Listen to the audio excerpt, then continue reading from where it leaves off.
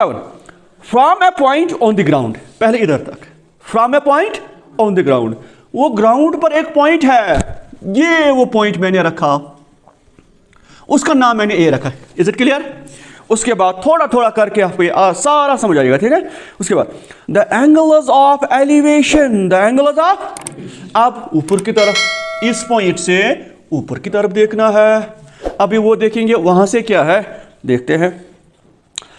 हाँ, the angles of elevation of the top and the bottom of, sorry the angles of elevation of the bottom and the top of a transmission tower fixed at the top of a 20-meter high building are 45 degree and 60 degree respectively। इधर इतना हम सिखाएंगे। देखो, अब इस point से ऊपर की तरफ देख रहा है कोई, एंगल ऑफ एलिवेशन बन रहा है किस पॉइंट से, इस पॉइंट से, लेकिन दो एंगल्स बन रहे हैं, ठीक है। अच्छा, ये किसकी तरह बन रहे हैं, ट्रांसमिशन टावर, ट्रांसमिशन टावर जो कि बिल्डिंग के ऊपर है। श्रीनगर में भी होता है, मैंने बहुत सारे जगहों पर देखा है कि कोई बड़ी बिल्डिंग है, उसके ऊपर छोटा सा टावर लगा होता है, ट्रांसमिशन टावर, ठीक है। अब देखो बिल्डिंग कहां पर है, ट्रांसमिशन टावर कहां पर है, दो चीजें हैं ना। देखो BC बिल्डिंग, BC, और इसका नाम रखेंगे D, CD इज टावर। इतना आया समझ?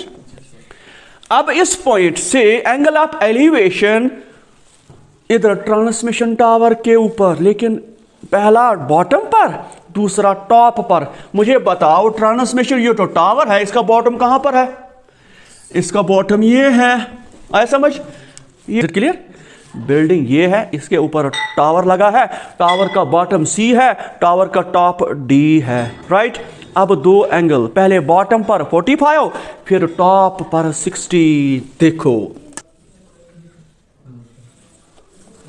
Got it?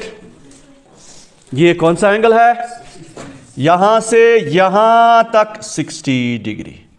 बहुत आसान क्वेश्चन, आपको सारा समझ आएगा। मुझे बताओ, ये जो बिल्डिंग है इसकी हाइट क्या है, दी हुई है 20 है ना, 20 मीटर। बस निकालना क्या है, find the height of the tower. आपको क्या निकालना है, CD। क्या निकालना है, CD। Got it?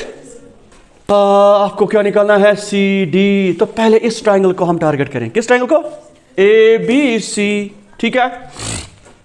In right triangle, शाबाश, ABC we have, ठीक है। खुश? बताओ क्या करोगे यूज, tan। क्यों? परपेंडिकुलर दिया है और ये दोनों की बेस है AB।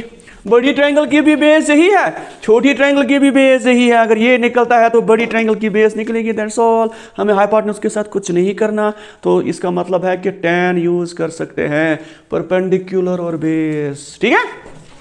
तो पहले इन ट्रायंगल इसमें tan, शाबाश, बहुत आसान, tan 45 degree equal to, tan किसके बराबर होता है, perpendicular by base. Perpendicular is, छोटी ट्रायंगल में परपेंडिकुलर BC है, क्या है, BC बाय, शाबाश, AB, BC बाय AB। बहुत आसान। मुझे बताओ tan 45 किसके बराबर, अबे 1 के बराबर, ठीक है।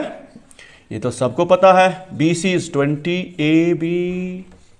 अब आपको ये बहुत आसान लगेगा ये क्वेश्चन है, AB into 1, AB equal to 20 into 1।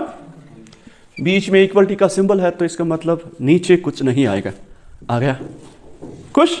अब कौन सी ट्रायंगल, इन राइट ट्रायंगल, बड़ी वाली, शाबाश, ABD, ABD, गॉट इट।